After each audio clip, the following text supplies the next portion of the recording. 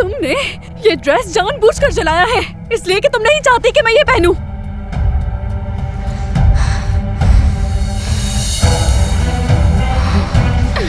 कहाँ जा रही हो? तुम्हें इसका जवाब देना होगा।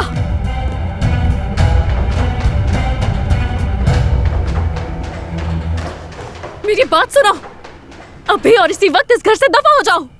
तुम एक मामूली से ड्रेस के लिए इतना क्यों लड़ रही हो मुझसे? ये कोई मामूली ड्रेस नहीं है।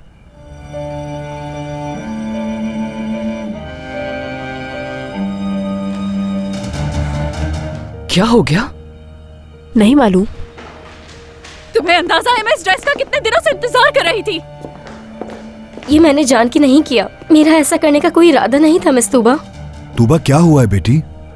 इसने मेरा ये ड्रेस जला दिया है बाबा। मैं जानती हूँ उसने ये जानबूझकर किया है। नहीं नहीं करीम साहब, आप मेरा यकीन करें, ये सिर्फ एक हादसा था, मैं ऐसा क्यों करूँगी? लेकिन इस ड्रेस को तो इस्त्री की जरूरत ही नहीं थी, फिर तुमने क्यों की? जब इन्होंने मुझे कहा कि मेरे कपड़े इस्त्री कर दो तो मुझे लगा ये वाला ड्रेस भी होगा। लेकिन इस ड्रेस का मैंने तुमसे नहीं कहा था। ये ड्रेस तो बहुत कीमती लगता है।